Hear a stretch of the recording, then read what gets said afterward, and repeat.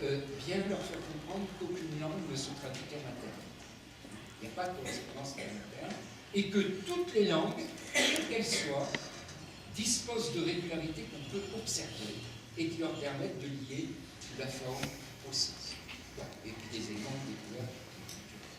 Voilà, donc on commence par ça, par des belles petites ouvertures. À vous. On a quoi? Un cappuccino vermelho. C'est du portugais. Je ne sais plus d'ailleurs si c'est celui du Brésil, celui-là. Rotkäppchen. Bon, alors on essaie, les élèves peuvent essayer, en particulier s'ils ont des contacts avec d'autres langues, d'essayer de découvrir de quelle langue il s'agit. Là c'est un peu plus difficile. C'est long.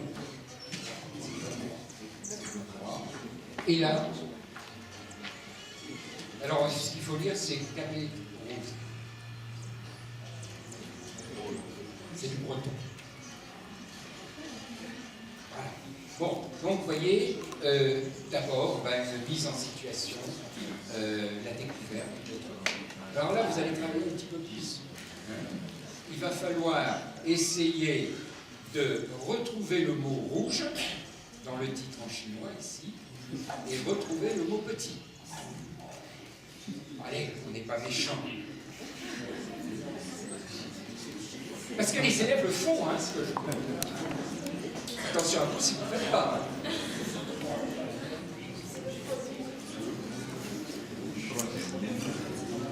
Alors, où est le mot rouge? C'est le premier, le deuxième, le troisième mot. Le deuxième. Et où est le mot petit? Ah tiens, c'est le petit. Ah bon? Le premier mot. Vous n'allez quand même pas me faire croire qu'en chinois on dit le petit rouge. Ah si, c'est comme ça. Donc, quand je parlais de régularité de l'ordre des mots dans les langues, que les langues ne traduisent pas. Bon, je ne vais pas rentrer dans le détail, mais il y a des langues dans lesquelles il y a un seul mot, petit, chaperon, hein, avec une petite terminaison. Bon, ça peut aller beaucoup plus loin. Hein. Vous savez, sur ce passage où, ô grand-mère que vous avez de grandes oreilles, ô grand-mère que vous avez de grandes dents, vous voyez que la structure se répète et que ce qui change, c'est simplement les oreilles, les dents, hein, et puis écouter, manger, voir, sentir, voir, hein, et les enfants y arrivent. Hein. On leur donne les textes dans 4 langues, parallèles, sont parallèles les textes, et puis ils arrivent à trouver comment on dit en allemand, les oreilles, comment on dit, etc. Et une fois qu'ils ont fait ça, il y a du finnois aussi, une fois qu'ils ont fait ça, eh ben, on leur demande d'entourer les mots, etc. Et on arrive à nouveau à une comparaison de l'ordre des mots dans les différentes langues. Là, sur l'ordre adjectif. Voilà. Ah, c'est quoi ça? Alors, c'est pas le petit chaperon rouge, c'est dans la même série, hein, qui est une série de matériaux édités par l'éditeur de l'Éducation nationale en France, le SCREL, qui s'appelle Les langues du monde au quotidien. On a un support didactique qui parle de la pluie et du beau temps. Vous voyez, on a introduit des langues, même le malgache.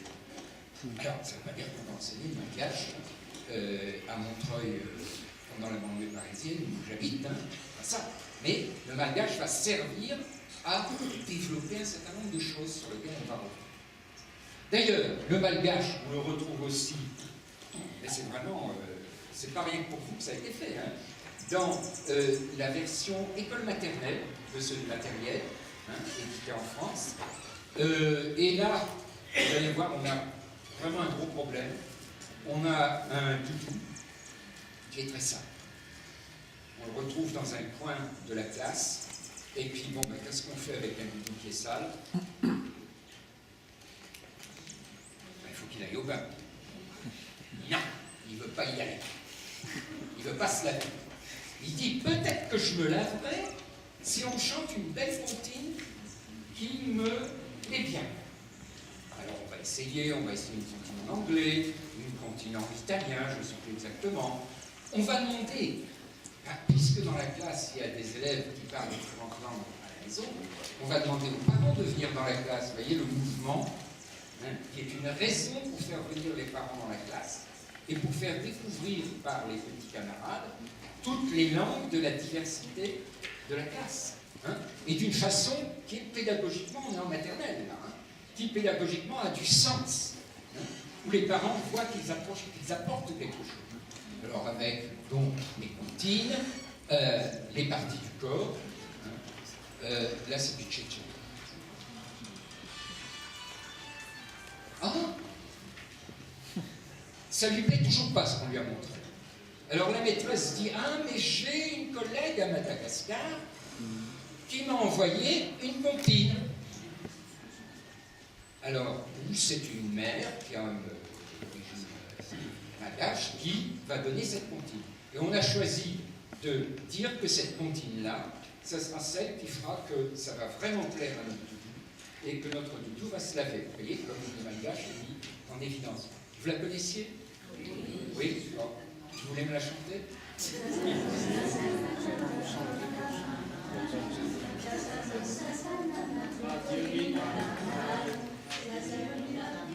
Bon, ça y est, j'en ai pour une semaine. Quand je l'ai entendu une fois, ça me reste dans la tête une semaine. Bon, vous voyez, c'est dans la thématique, tout à fait.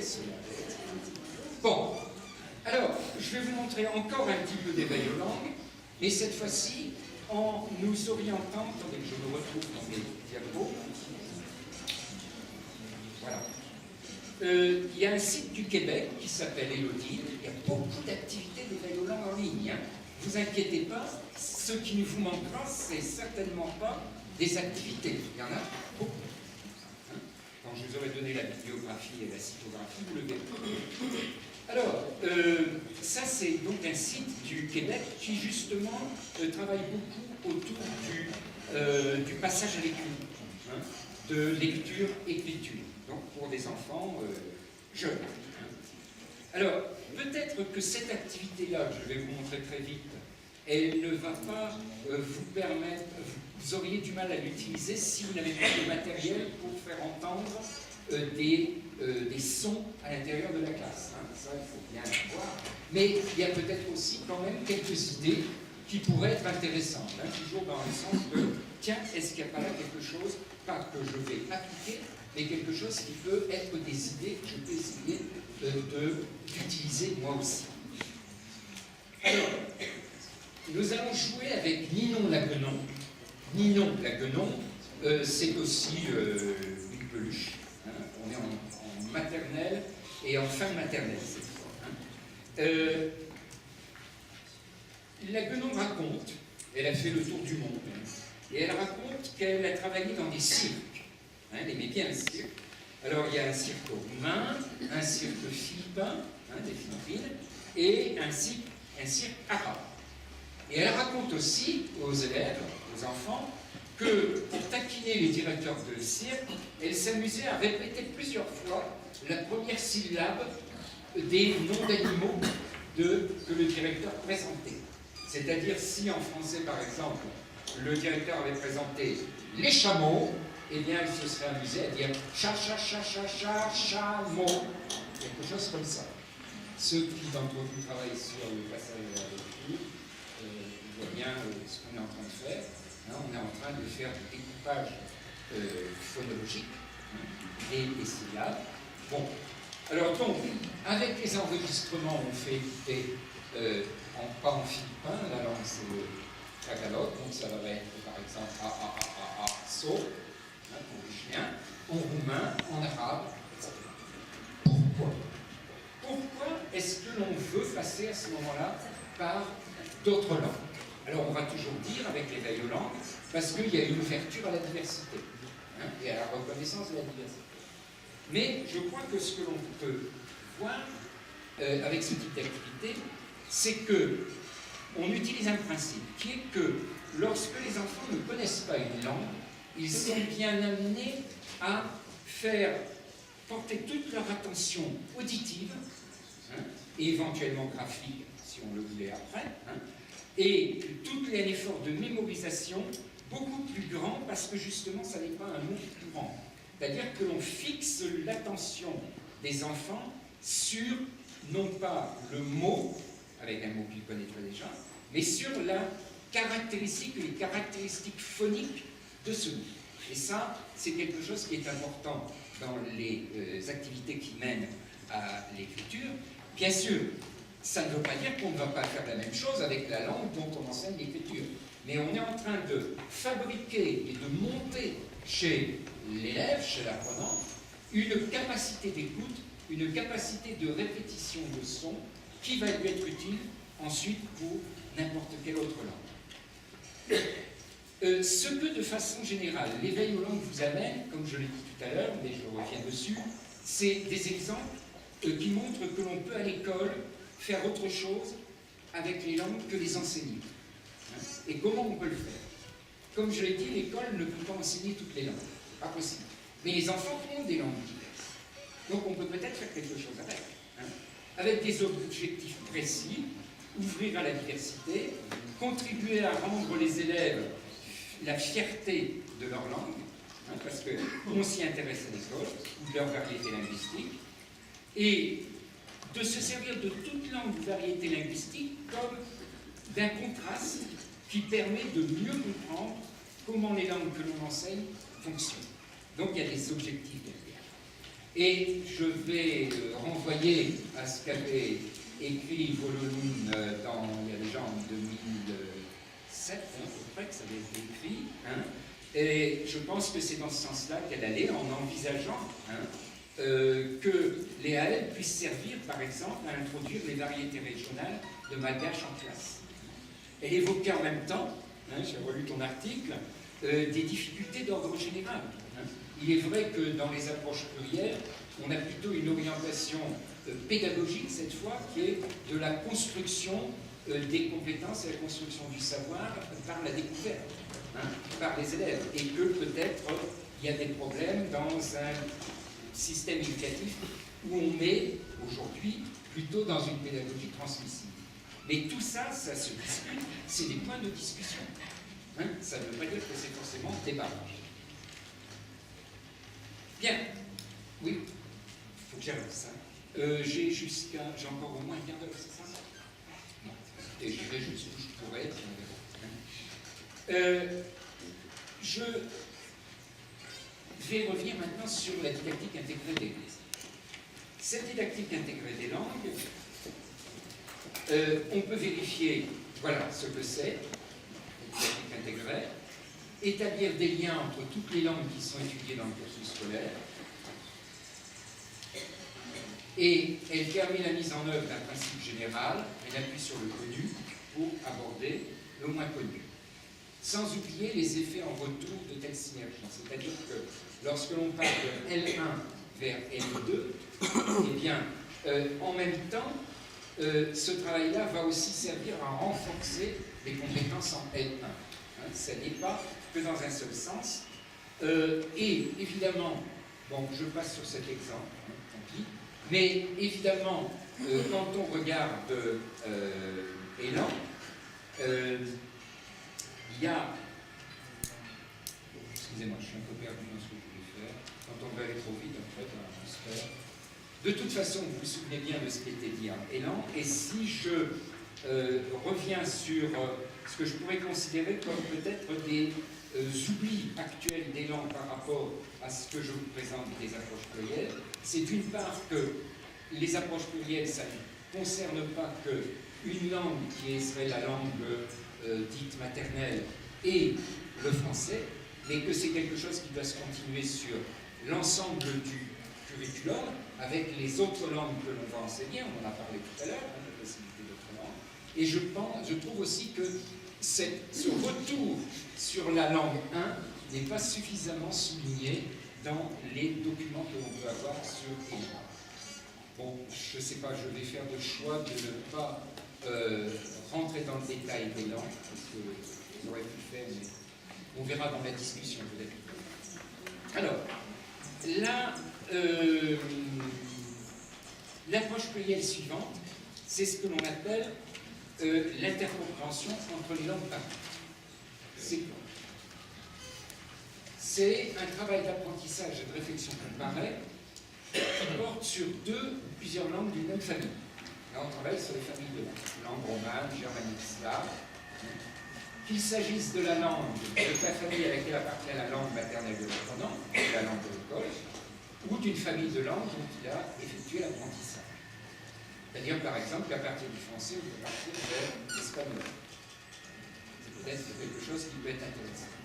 Et on développe essentiellement des habiletés de compréhension écrite ou orale, parce que justement là, c'est ce que l'on peut très facilement et très rapidement faire avec un certain entraînement en utilisant des langues parlées.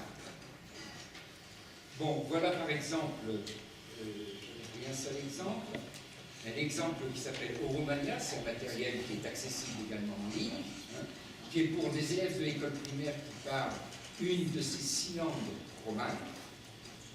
Vous voyez qu'il y a l'occitan, qui n'est pas une langue nationale. Et pour développer des savoir-faire de compréhension dans les 5 autres langues, tout en enseignant des disciplines. Là, vous avez en même temps un enseignement de disciplines, comme la physique, les sciences naturelles, les mathématiques, la technologie, etc.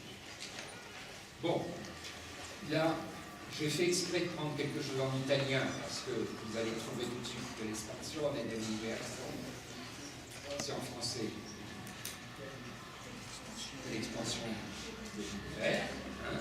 Et là, c'est une version pour les élèves italiens. On voyage entre nos langues.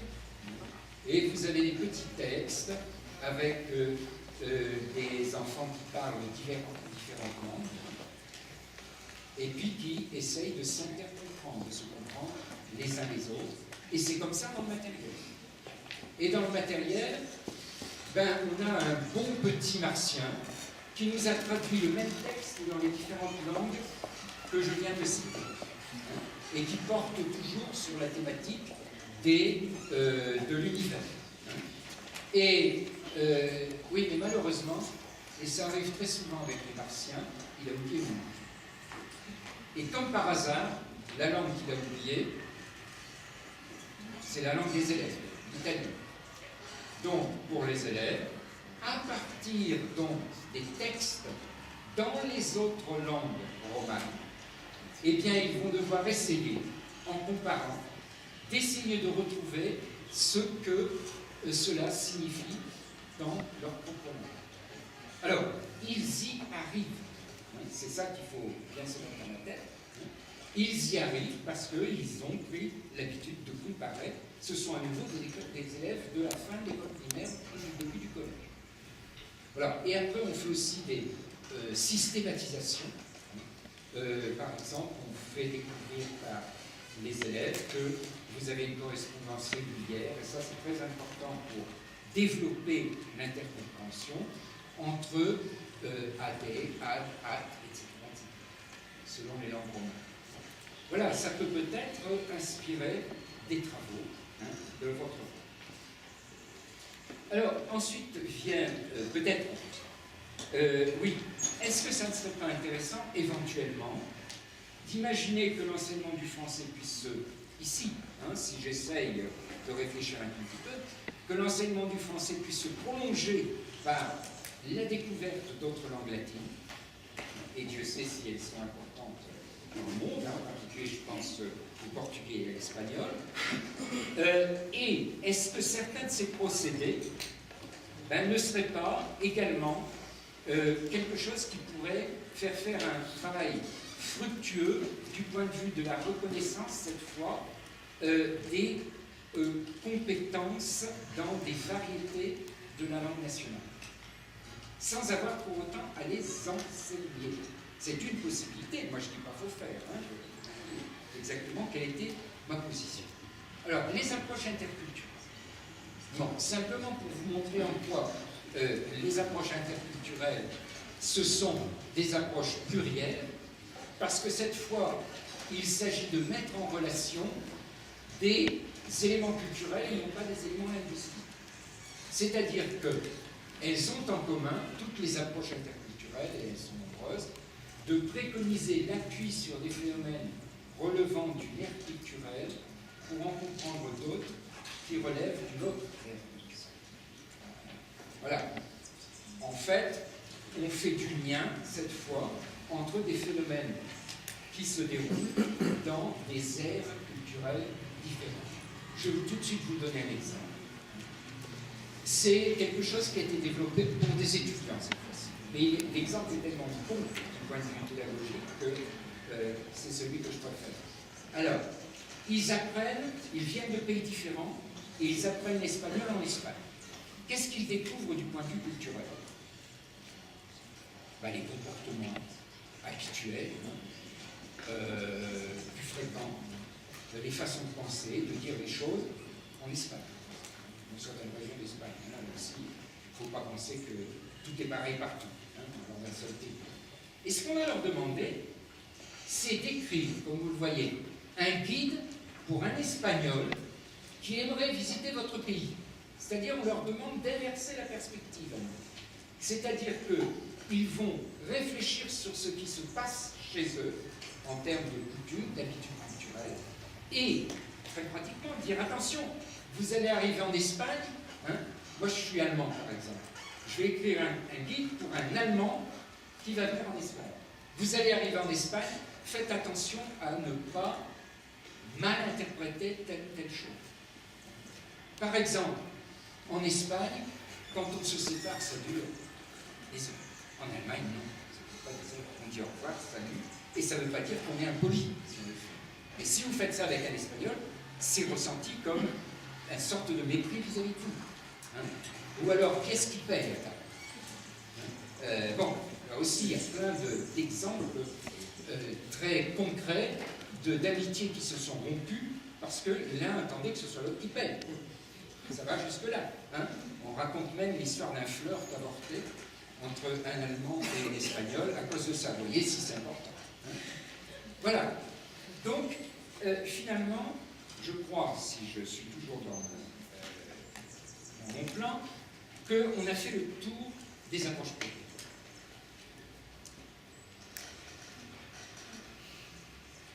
Souvent, on pose la question, et l'enseignement bilingue? Alors, je vais essayer d'aller très vite.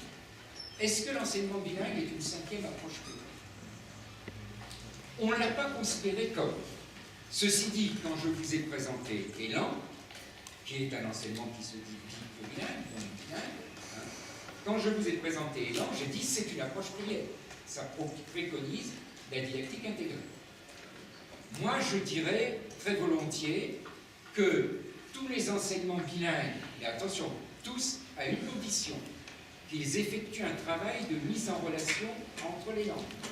Parce que la tradition de l'enseignement bilingue à l'origine, dans les modèles canadiens qu'on a eu dans les années 80, certains d'entre vous ont peut-être entendu parler de ça, la tradition c'était, attention, je suis en train de faire de la géographie en anglais ou en français, il n'est pas question que je parle de l'autre langue. Je suis en anglais, je reste en anglais. Et le lien entre, comment on dit en français, qu'est-ce qu'il fait? Ah ben ça, c'est pas mon problème. Moi, je suis en anglais. Et donc, ça continue à marquer beaucoup d'enseignements bilingues aujourd'hui. En fait, il y a deux positions possibles. Où on dit, si c'est un enseignement bilingue, bilingue dans le sens de où on enseigne des matières avec deux langues différentes, selon les matières. Si un enseignement bilingue fait du travail entre les langues, c'est parfait, c'est une approche plurielle, on peut le considérer comme un type particulier de didactique intégrée, ou on peut dire c'est une cinquième approche plurielle. Comme certains le font, pourquoi pas, on ne va pas les exclure. Deuxième question qu'on peut se poser. Didactique du plurilinguisme, c'est peut-être un terme que vous connaissez. Approche plurielle et didactique du plurilinguisme. C'est en fait la même chose, mais vue de deux façons différentes.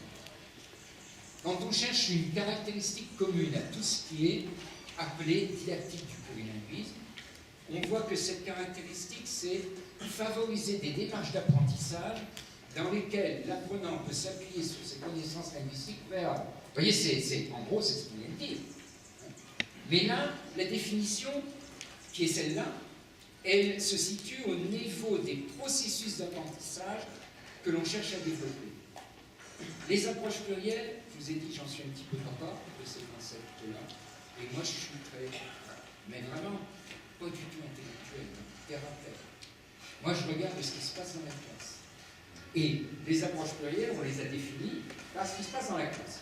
Si dans la classe on travaille sur plus d'une seule langue en même temps, eh bien on dira que c'est une approche plurielle. Mais en fait, si on travaille sur plus d'une approche plurielle en même temps, c'est pour quoi faire? Ben, c'est pour favoriser les synergies. Hein? Travailler sur plusieurs langues à la fois, c'est pour faciliter les synergies. Et si on veut favoriser les synergies, il n'y a pas d'autre moyen de faire que de travailler sur plusieurs langues à la fois. C'est-à-dire qu'on parle d'approche plurielle ou de didactique du plurilinguisme, c'est deux façons de présenter la même réalité.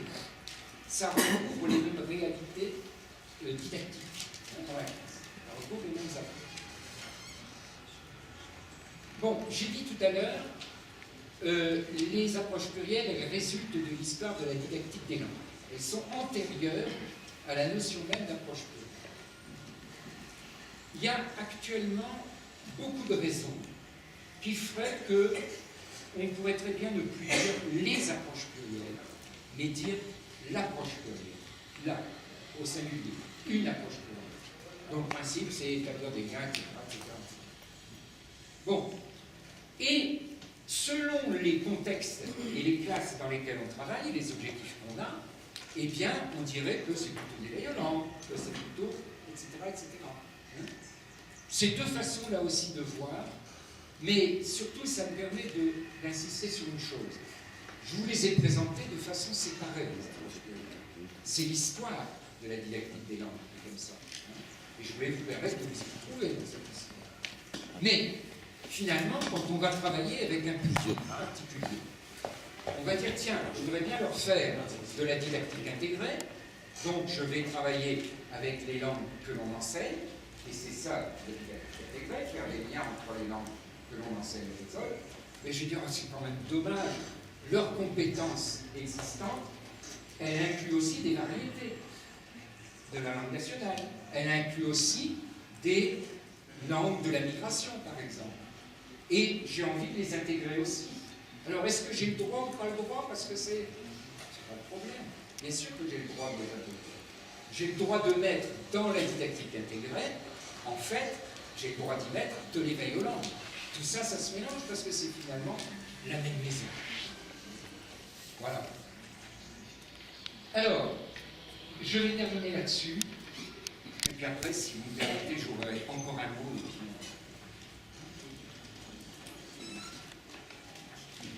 Je vous ai parlé du CARA. Le CARA, c'est donc... je vais voir les papiers qu'il faut au moment, c'est comme ça que ça se passe. C'est donc un instrument qui est un cadre de référence pour toutes les approches plurielles. Alors, qu'est-ce qu'il y a dans ce cadre de référence? Reprenons l'histoire.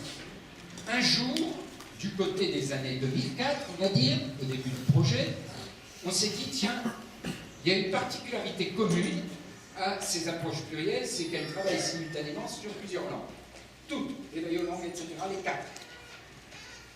Peut-être que ça fait que ça va développer chez les apprenants des savoirs, des savoir-être, des savoir-faire. J'ai vu tout à l'heure que vous travaillez aussi avec les notions de savoir, de savoir-être, de savoir-faire, donc ça permet de mieux se comprendre. Que d'autres approches, par exemple les approches singulières, ne permettent pas de développer. Si on fait des approches plurielles, c'est pour une raison.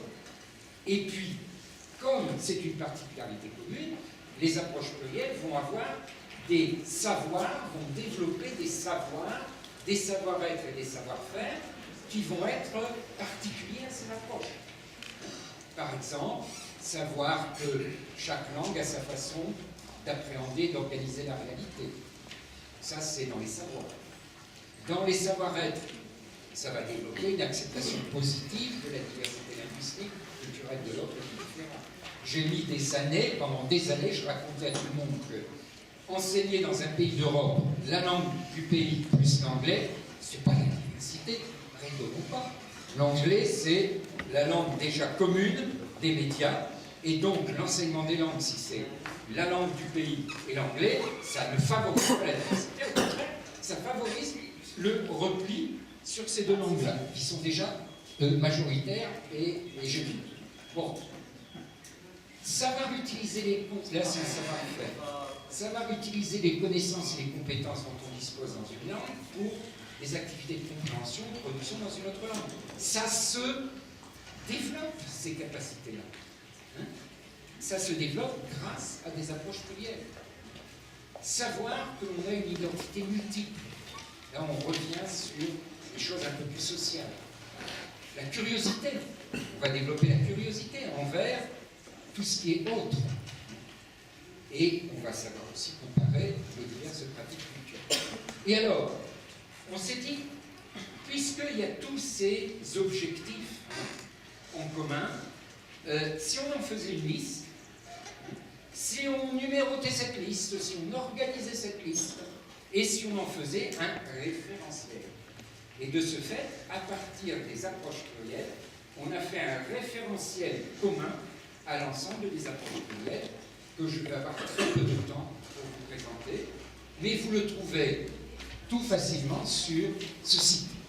Hein? Donc vous pouvez peut-être noter tout de suite, c'est pas difficile, si vous faites Cara, ICML, vous le trouverez tout de suite. Bon, comme vous le voyez sur ce site, il y a les descripteurs pour les compétences plurilingues et interculturelles. Quand vous cliquez dessus, vous avez les listes de savoir, de savoir-être et de savoir-faire. J'avais préparé ça, mais désolé. Vous avez aussi des documents, c'est-à-dire qu'il y a des brochures qui racontent ce que c'est que les approches plurielles, et vous allez les trouver là-dedans, si vous cliquez sur documents. Vous avez aussi des idées clés. En gros, c'est un peu ce que je vous ai raconté, avec un peu plus de choses aussi. Mais qu'est-ce que c'est qu'une approche plurielle? Combien est-ce qu'il y en a? Quelle est leur origine? Comment est-ce qu'on peut s'en servir? Déjà, c'est dans des brochures. Et vous avez aussi, et ça c'est quand même très intéressant, je vais vous montrer, des matériaux didactiques. Vous avez dans le site, je vais vite, tout ce que vous ne verrez pas, hein, que vous auriez pu voir si je vais aller un peu plus vite. Voilà. Je peux en parler maintenant. Les matériaux didactiques. Vous avez une base de données avec environ 200 matériaux didactiques, même plus que 200 matériaux didactiques, qui relèvent les différentes approches plurielles. Il y a de quoi y passer vos vacances. Hein. Et je vous dis, n'y entrez pas, sinon vous allez y passer toute votre vie.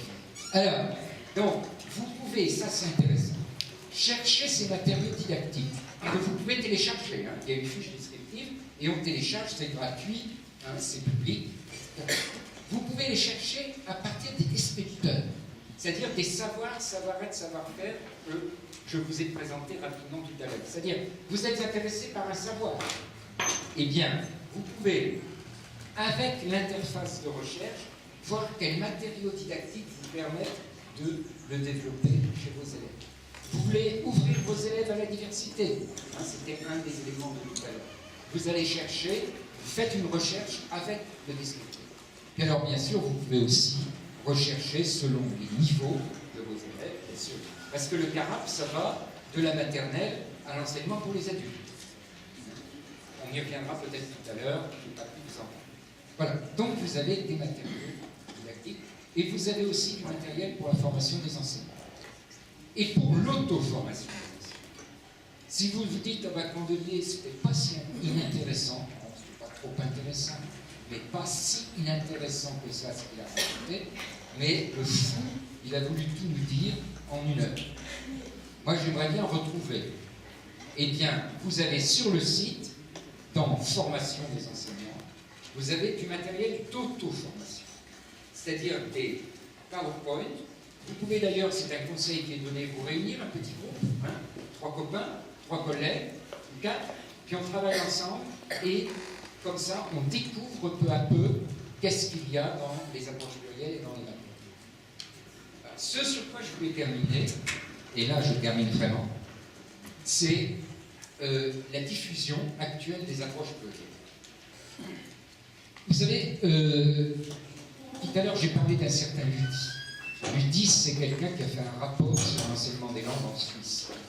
Et il a terminé son rapport en disant, ben voilà, on pourra en effet faire ceci, ceci, cela, je veux décourager personne. Mais, il a dit, attention, hein, le temps que tout cela, ça se mette réellement en place, ça va prendre une génération, 30 ans. Ça ne veut pas dire qu'il ne faut rien faire, hein, mais ça veut dire qu'il faut avoir le sens de la durée hein, dans des réformes. Et pour la diffusion des approches, c'est pareil. La diffusion des approches, même si vous avez derrière le dos le Conseil de l'Europe qui vous soutient, ça demande du temps. Et c'est depuis 3 ou 4 années que l'on voit dans les systèmes éducatifs européens, dans 8 pays actuellement, clairement le mouvement qui est pris, qui est d'introduire dans les programmes les approches plurielles. Ça y est, c'est parti. Et pour certains, ils le font même en s'appuyant explicitement ou implicitement sur cet outil qui est le CARAPO, avec les descripteurs, hein, qui montrent qu'est-ce que l'on peut viser comme objectif en matière de savoir, savoir-être, savoir-faire. J'avais préparé, mais je me doutais bien que ça serait trop long, mais éventuellement, je peux le donner aussi, on peut se voir un petit groupe.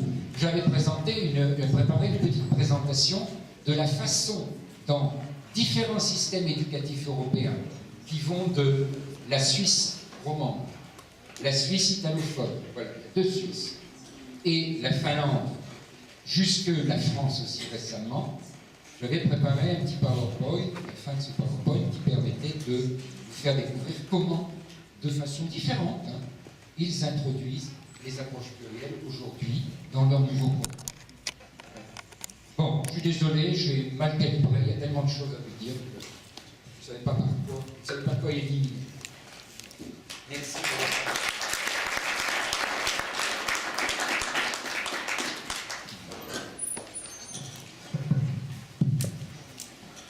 Nous remercions M. Michel Candelier d'avoir fait cet exposé très très riche. Maintenant, nous allons passer tout de suite, sans tarder, à vos interventions. Si vous avez des questions à poser, c'est le temps de le faire. On va